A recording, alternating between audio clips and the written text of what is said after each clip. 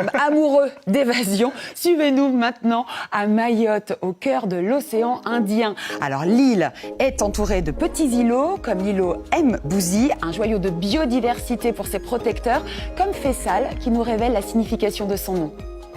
Bonjour, je m'appelle Faisal Seyd Adnan. Je tiens à vous présenter aujourd'hui l'îlot qu'il y a derrière moi, l'îlot Mbouzi.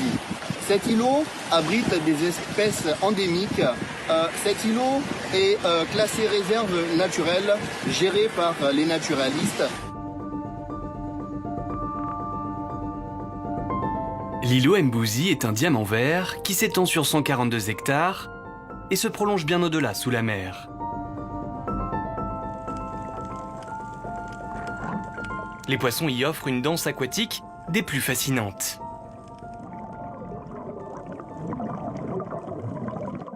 L'îlot, vraiment, c'est la richesse de Mayotte.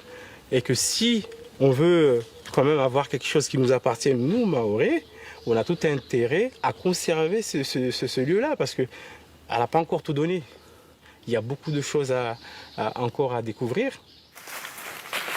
Sur ce joyau se croisent des promeneurs et des agents de la réserve, comme Henri Famidou. Avec son équipe, il vient faire des relevés sur le terrain et sensibiliser le public. Petite surprise du jour, la découverte de cet hibiscus comorensis. Ça, c'est une espèce patrimoniale, donc une espèce qui est protégée.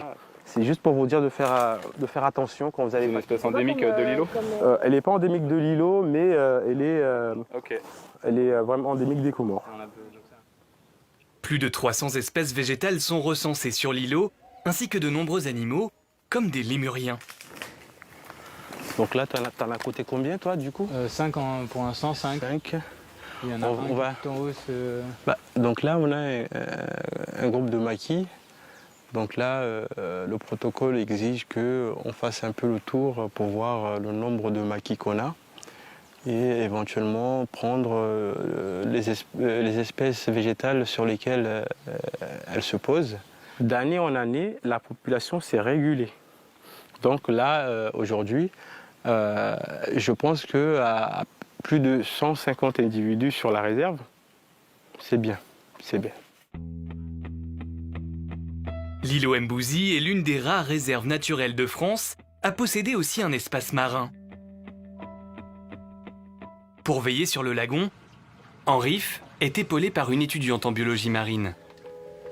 Léa plonge pour cartographier les fonds et identifier les espèces vulnérables.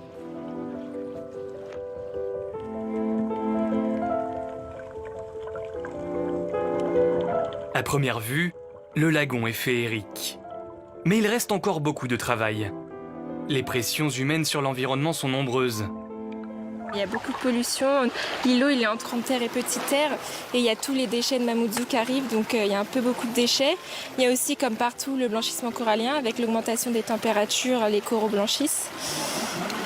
Voilà, il y a plein d'autres menaces. Il y a les pressions anthropiques, le piétinement quand on va nager, les bateaux qui mettent leurs ancres sur les coraux, de la destruction physique.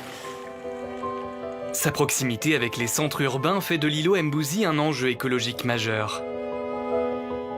Un sanctuaire sur lequel veillent les regards attentifs des agents de la réserve. La nature est vraiment belle, Laurence. Ça nous rappelle à quel point il est important de la préserver.